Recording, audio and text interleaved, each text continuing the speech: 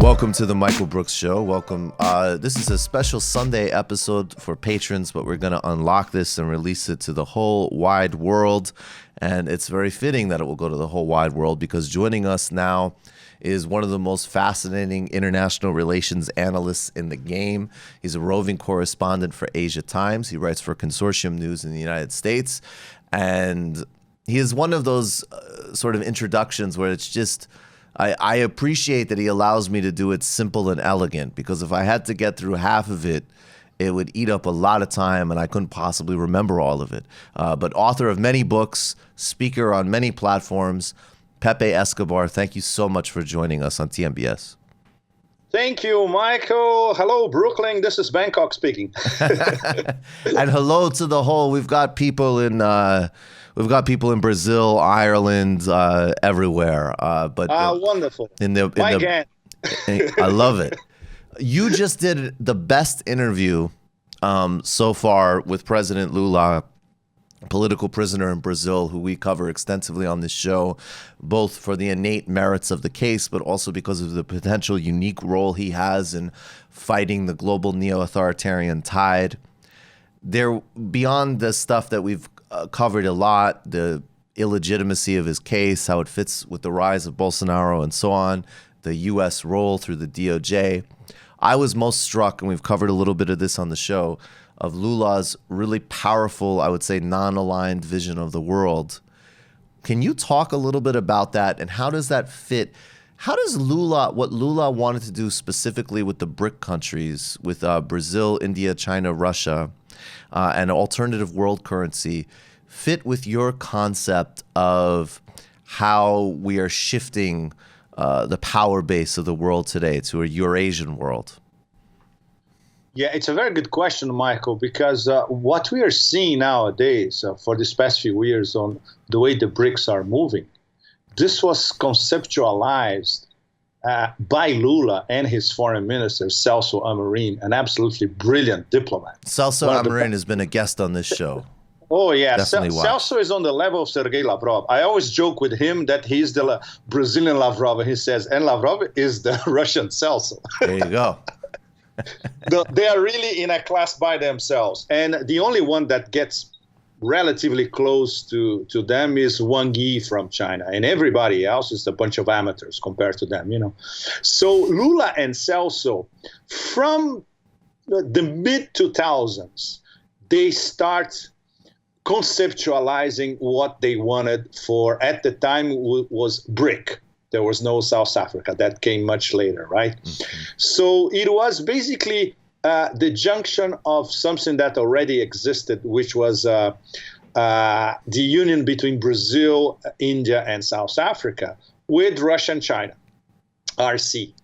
And they put it all together in terms of this can be our vehicle to organize the birth of the multipolar world. So you can imagine how this was received by Hu Jintao, which was the president of China at the time, who loved Lula, by the way, and Medvedev, which was the president of Russia at the time, and of course Putin right behind. So let's say that these three, the Entente Cordiale, in fact, as the French say, these were the three major players, Russia, China, and Brazil.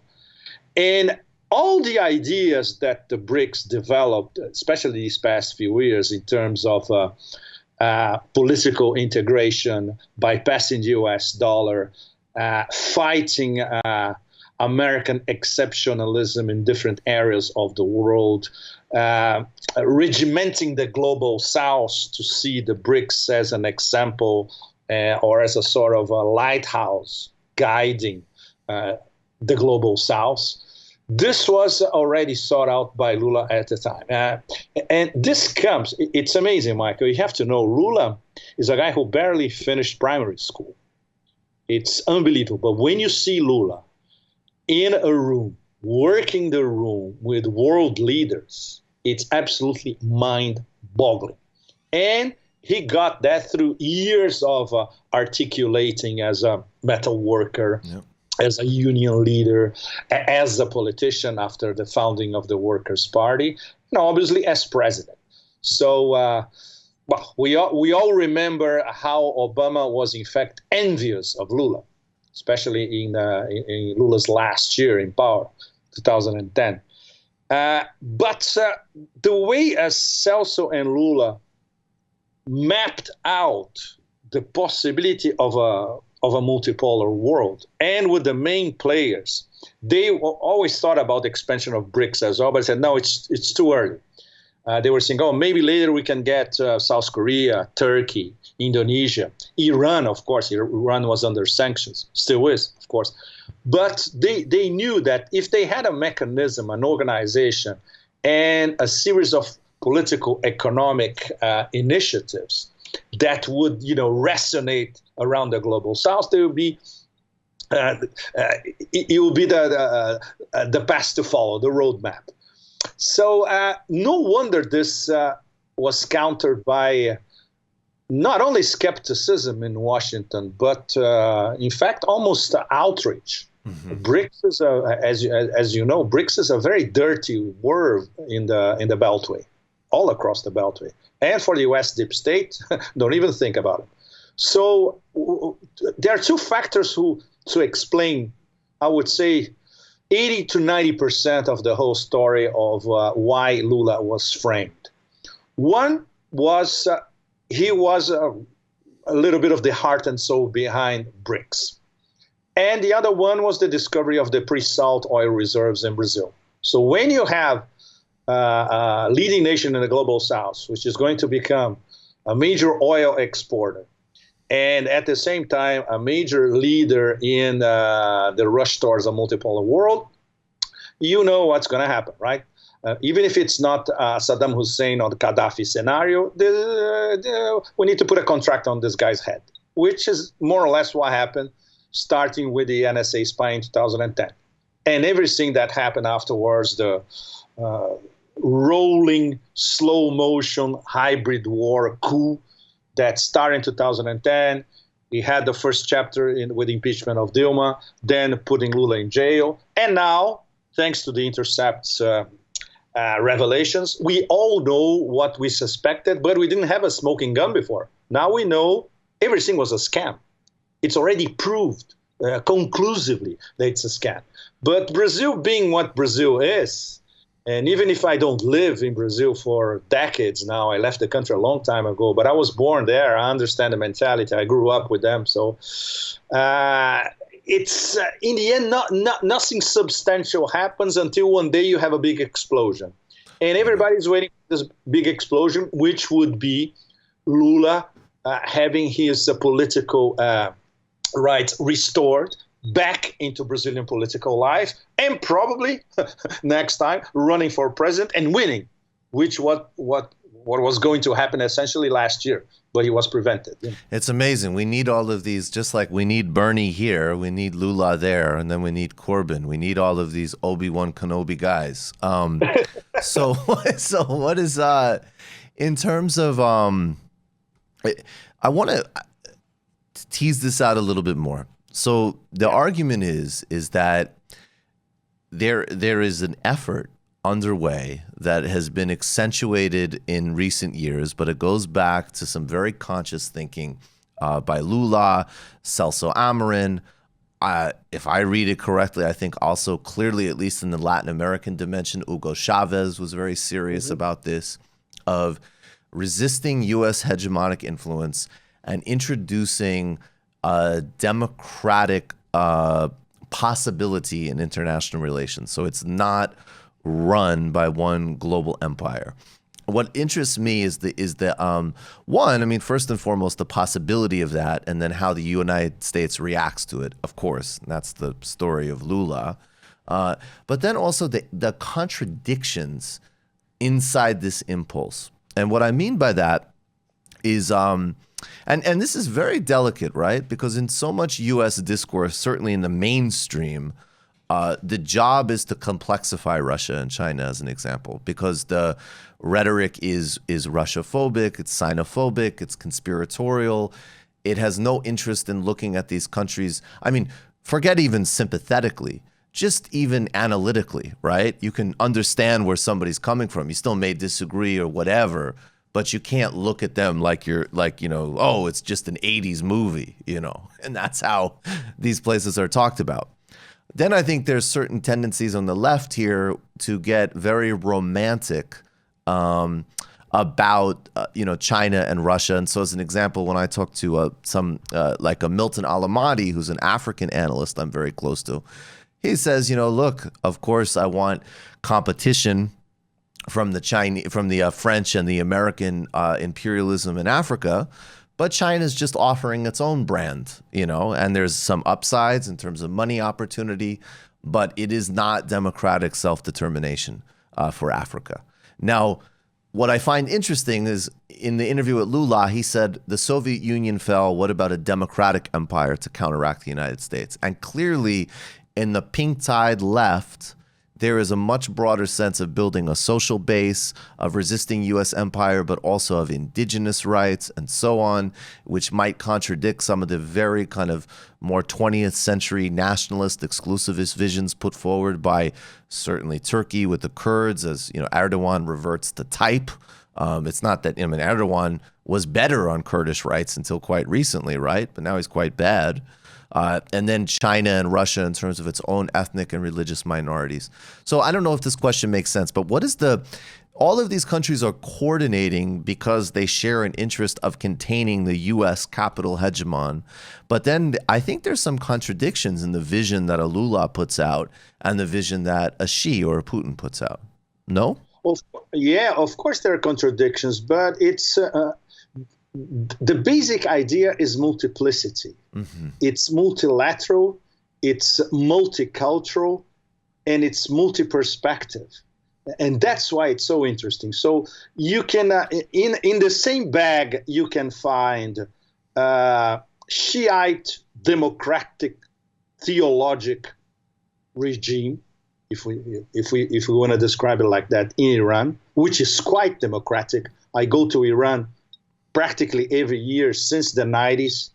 And there are many things we can criticize about them, but it is a relative there's nothing relatively similar in the Arab world, for that matter, even though, of course, they're Persians.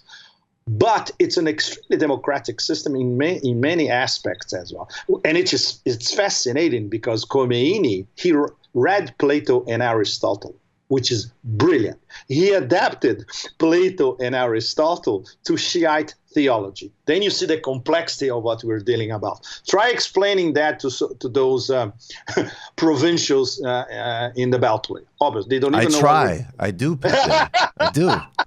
Then in China, we have, they call it socialism with Chinese characteristics. I prefer to call it neoliberalism with Chinese characteristics. They use neoliberal features, but they always have the apparatus of the Chinese state behind organizing everything. So in a sense, it's a very collectivist system. It is very much interested in the welfare of large sectors of the population, if not almost everybody that they can reach. And it's completely different, obviously, from Western liberal democracy. But if you study the history of Imperial China, it's a much more, let's say, relaxed and accommodating system than anything that came from Imperial China, not to mention Maoism afterwards. Then we have Russia, which is derided by our friends in Western Europe, especially in France, as authoritarian or illiberal. Ridiculous.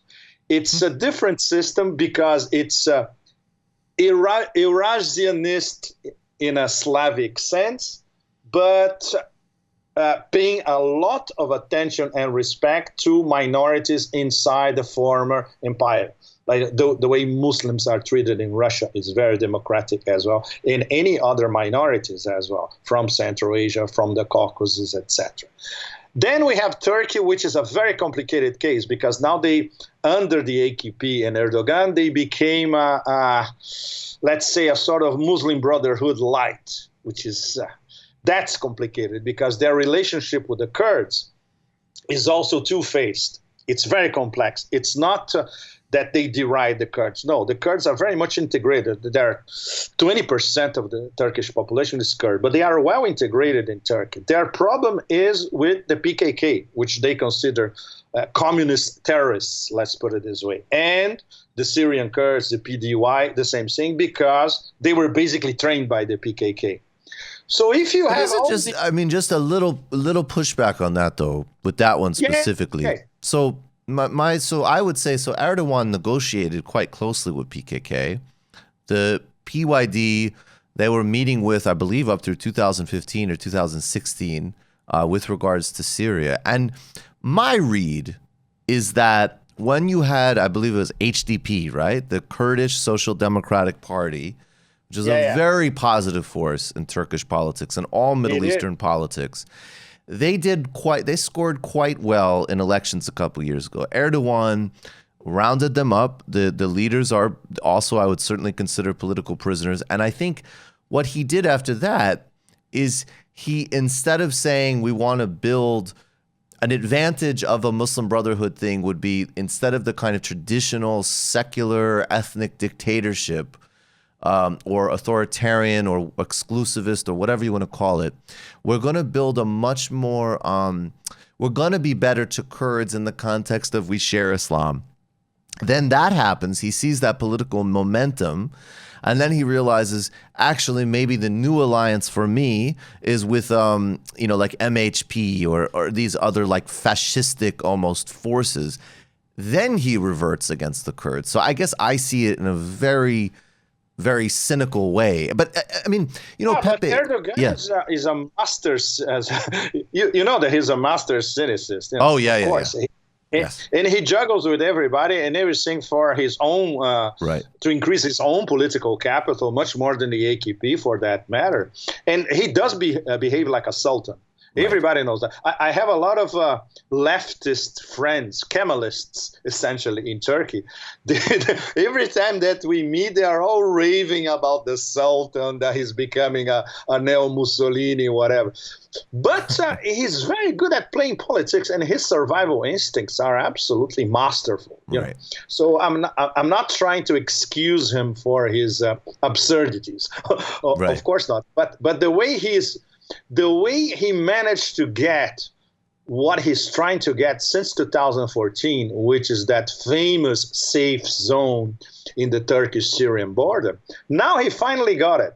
It's not going to last long, which is exactly what they're discussing right now as we speak, right?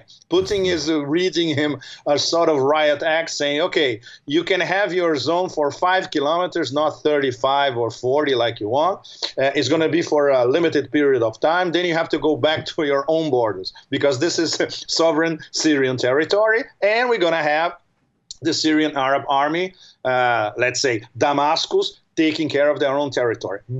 And they'll cut a deal with the PYD, with the SDF Kurds, which needed to happen for a while. Exactly. Yeah, but so, but in terms of, I'll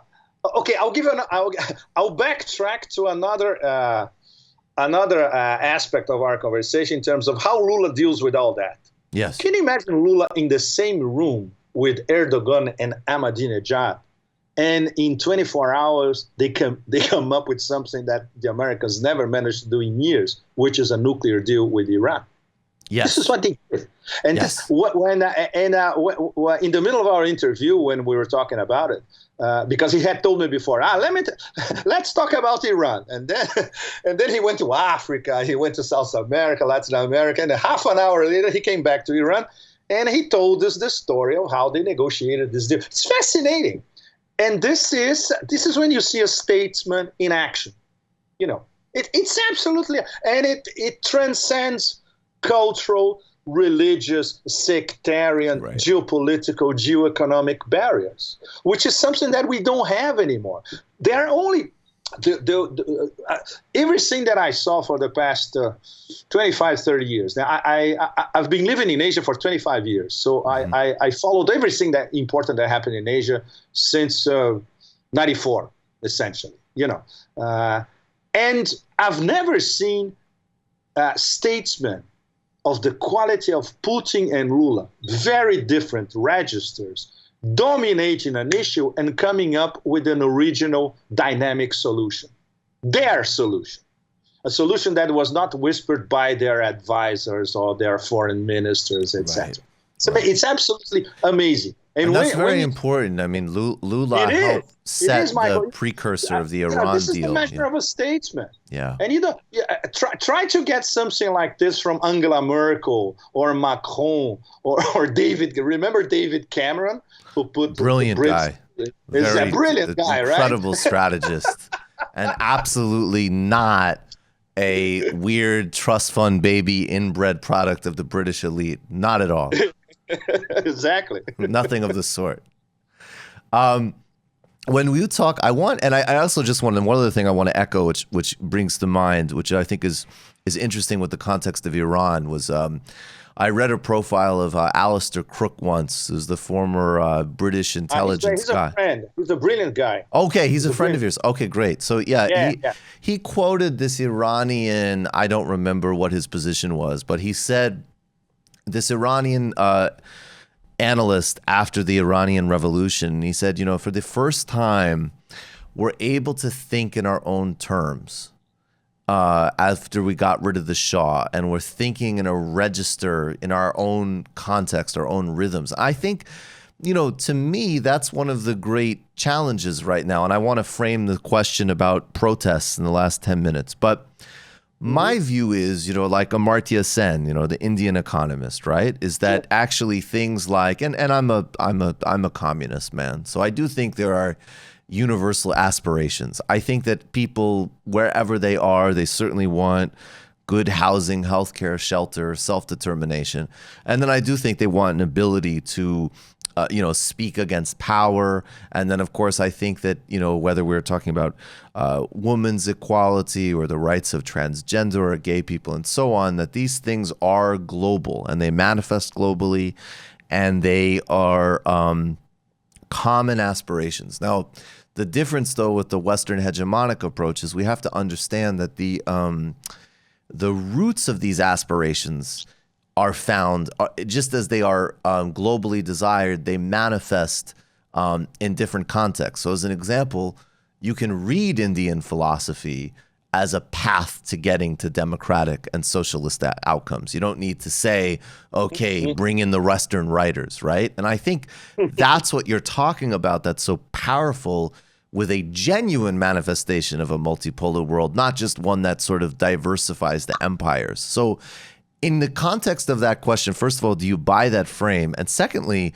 when you look at the uprisings across the world today, it seems to me that on one hand, a place like Hong Kong is about people trying to defend certain liberal rights, which, as I always say, I think if you live in the United States, you have to, it would be hypocritical to not register the importance of that and the relative reality of enjoying those things.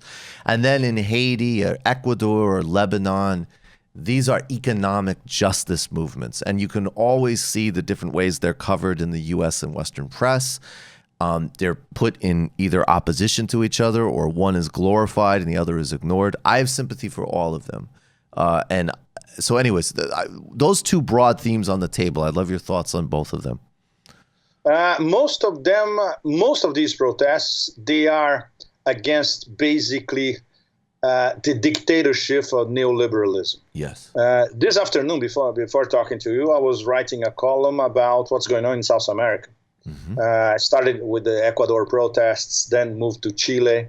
The fact that Evo Morales won the Bolivian presidential elections in the first round, this was confirmed, a few minutes ago, in fact. And the opposition was already crying fraud in the streets even before they announced the final result. This all has to do with the excluded from the, in fact, the beggars' banquet. We had enough. We had just like network. We're mad as hell and we can't take it anymore. And now on a global scale, Lebanon is the same thing with the extra element of political corruption in all spheres of society in Lebanon. Iraq, the same thing. It was a trans party protest in Iraq against inequality, against the cost of living, against mega corruption by all political parties in Iraq as well. That's one of the legacies of the greater Middle East. And Hong Kong is a very special case. Well, I can talk as a former resident. So this has been one of my cities for the past 25 years. I know how they think. I lived with them. I lived in a Cantonese tower in Hong Kong, where I was the only foreigner. Oh, wow. So so you create bonds with the locals in different spheres. From the laundry lady who used to do my laundry in Cantonese, to the tycoons who go to the Mandarin restaurant every Sunday to eat the best steak in town. So and everything How was in the between. steak, Pepe? Oh man, best steak in the world, of course, including American, Argentinian, and Australian. Best steak in the world. You can eat it in Hong Kong, of course. Well, anyway, it's an extremely complex case. I wish I had more time, especially to explain to an American audience. I've been trying to do this with my reports at Asia Times, in fact. There are two. Okay, I'll try to be briefing. No, go. Yeah, take a few minutes. Sure. Okay. I'll try to do in less than 5 minutes. There were two big waves of immigration that constitute modern Hong Kong. The first one was in 1949, after the creation of the People's Republic of China. Everybody who had money in China left, and they went to Hong Kong, where they multiplied their wealth by myriad factors. So this was a very wealthy expat gang, in fact, which is now in positions of power, and their children and their grandchildren as well in Hong Kong. And then there was a second wave of immigration during the Cultural Revolution in the 60s in China. These were much poorer people, unskilled, a lot of unskilled workers as well, and their kids especially, and in some cases grandkids as well. They feel excluded from the rat race in Hong Kong, which is a rat race. Maybe not as individualistic as in the US, but it's also a rat race. Real estate speculation, because this basically Hong Kong, which is praised by the Heritage Foundation every year as the freest economy in the world. No, it's not. Right. This is bullshit. Right. This is a cartel. Right. This is a cartel controlled by 6 oligarchic families. You don't I think that's what Heritage Foundation wants here, to be fair, Pepe. That's what they're working on. So you see, well, so maybe less. This cartel, the only thing that matters to them is predatory turbo capitalism, of course, real estate speculation, because they can do anything they want with that. It's the most expensive square foot or square meter on the planet is in Hong Kong. Well, I experienced that myself. I could not rent a studio because I will be paying the price of a brand new car every month to get a decent apartment. If you don't have as an expat, if you don't have an expense account, you might as well live in a cage home in Kowloon. Right. So this is how it is for young people who were born there. They never been to China, by the way. They blame China for everything, but they don't even know what is modern China. If they took the high-speed rail 30-minute trip from the brand new terminal in Hong Kong to Shenzhen, they will see that Shenzhen now is a wealthier city than Hong Kong. It was a fishing village 40 years ago, just to give an idea. Yeah. And obviously they don't know anything about China. They have been brainwashed by Western media, especially American, but also Brit. Their notion of Western liberal democracy is a pastiche, in fact, of what really is. They have no idea how Western liberal democracy is treating their own citizens in America and in Western European countries. And on top of it, they see no future for themselves because they will never be able to get a decent job in Hong Kong. Their English is faulty, which is not enough to compete in a globalized economy. So you add this all up, and you see the bulk of the people who compose the black blocs, who are actually destroying the city of Hong Kong, which is something that you won't read in Western mainstream media because they never talk to the silent majority, the elderly citizens in Hong Kong, or corner store people, the guy who owns a 7-Eleven in a popular neighborhood, they are absolutely appalled. They said, okay, you can go out and I talked to a lot of them, including my former neighborhood. They said, we agree with protesting against corruption in the government because the government is corrupt. And it is, because the government serves the tycoons, essentially. Mm-hmm. But what the black blocs, this radical fringe, is doing to the city, this is what a businessman whose family came from Shanghai in 49 told me. They are destroying our economy, and then we're going to be left to rot. China won't even care about us, which is exactly what is going to happen, because the financial center is not going to be Hong Kong anymore. It's going to be Shanghai. It's a slow motion process, but the train has already left the station. It's going to be the financial capital, the trade capital, the integration of the stock exchanges in Hong Kong and Shanghai, internationalization of the yuan, which already started as well. Shenzhen is going to be it already is, by the way, the Silicon Valley. And Hong Kong is going to become a sort of Disneyland, for Western tourists, basically. So, and the people who are promoting this, not the protests. I defend the protests in Hong Kong against government corruption. They are absolutely correct. But these people, they Sunday, they go on a march, then they go back home. I'm talking about this radical fringe who is actually destroying the city. And these images, even if you don't see them in the US or in Europe, but they are on the cell phones of 800 million Chinese citizens via WeChat, the Chinese WhatsApp, or Weibo, the Chinese Twitter. So everyone in China knows what's going on in Hong Kong. So in terms of shooting yourself in the foot, what these people are doing to Hong Kong is, and obviously the people who control the money, the wealth, and the want to do business with China, because they know that the Chinese plan for Hong Kong is to integrate the whole Guangdong province with Hong Kong, thus building high-speed rail, Hong Kong, Shenzhen, Guangzhou, thus building the bridge, that fantastic bridge, Hong Kong, Macau, Zhuhai.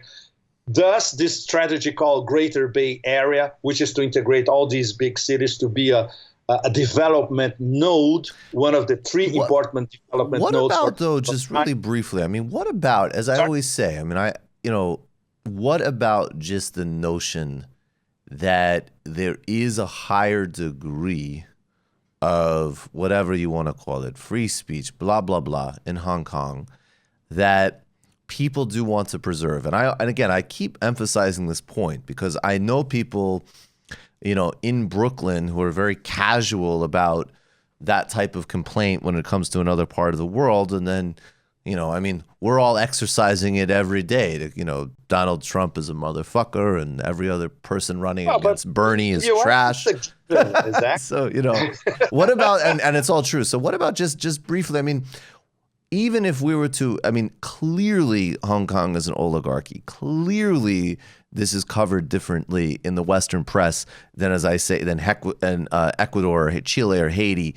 Of course. Yeah. But what about just a very basic point about those civil liberties? Hong Kong is very free. You can say anything you want, and you can blast China 24/7, which they do, by the way. Right. There are no restrictions whatsoever. Right. The point is, when this extradition law was presented, they didn't know, in fact, how to sell it to the overall population. They should have, once again, that's the problem not only of Beijing, but also Hong Kong. PR, soft power. How do you sell something that can become unpopular? You have to package it in a way where you say, look, this is against criminals, essentially. If somebody is a tax dodger in China, and there are plenty, and they go to Hong Kong, they transfer and repackage their stolen yuan into Hong Kong dollars, which is an international currency, and they escape the Chinese IRS. This is what they were thinking about. Or criminals committing serious crimes in China, they just take a high-speed rail train, and they are in Hong Kong next day, and they are immune. And don't forget the extradition laws exist inside the European Union. Yes, they exactly the same thing. Yes, exactly the same thing. The problem is Carrie Lam, I'm sorry, she's an idiot.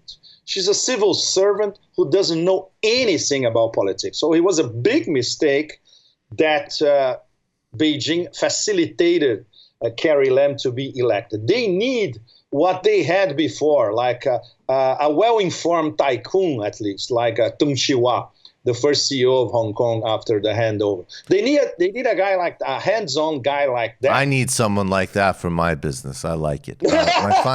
Pepe, real quick, can you give me? I want a really big picture answer, but I just want to put this on the table too. If you have any direction you could go in for the last minute. This is all about this world of multipolarity is about power blocks, about values. It's about different socialism versus market forces, different brands of capitalism, and so on. But it's also about who controls pipelines, who controls natural resources, and we are reaching our ecological limits. Is there any ecological strategy in any of this? Is there any environmental dimension? No. There's nothing. There's nothing. And even the thing about the Chinese is that it's always that Deng Xiaoping maxim, which is fascinating, and it applies to almost everything that they do, practically everything that they do. Crossing the river while filling the stones. They do it. They cross the river over and over again. They know where the tricky stones are. And maybe we can slip over here. Next time we know. And they learn. For instance, I'll give you a master example, in fact. The New Silk Roads, they were launched 6 years ago in Astana, now Nur Sultan in Kazakhstan. Look at what they have accomplished in 6 years, the number of projects, the investment, the countries that are on board of the 130-something countries all over the world that are on board of the New Silk Roads. And this, when you look at the official planning, this is still the planning stage. The implementation stage, according to them, starts in 2020. We haven't even started yet. And we already have this huge train rolling already, Right, So they learn. And now they are learning something very, very important. If we want to spread our projects all across the global south, we have to listen to our local partners. We cannot have Chinese companies getting into a poor country like Laos or somewhere in Africa, in Zambia, for instance, and everything is built by Chinese. Right. All the profits go back to China, etc. We need to know how to interact with our partners. They're learning. They're starting to do this.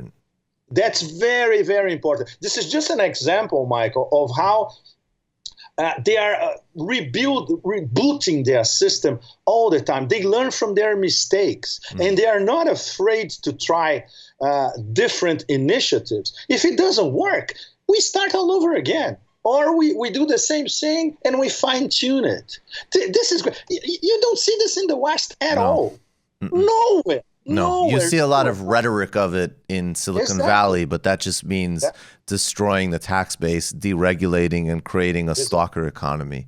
You don't actually see it in governance. That's totally true. Hopefully they'll incorporate the eco dimension, though, as well, because, of course, everyone from you to me to she to Trump are running out of time on that. Pepe Escobar, I can't thank you enough. I really hope you'll do this more with us. Yes, it was a pleasure. We just scratched the surface. Yeah, I know. So we got to do a lot more. We got to do a lot more. All right. Pepe Escobar, roving columnist for Asia Times. I appreciate your time immensely. And Lula Livre, Pepe. Oh, yeah. Lula Livre. Thanks, everybody. Thank you so much, Pepe. I'll let you know as soon as this goes up, and let's be in touch. You just watched a Michael Brooks Show video. Subscribe to get them all. Why wouldn't you? Don't be foolish. Click subscribe below and become a patron as well. Patreon.com/TMBS. Thanks, everybody.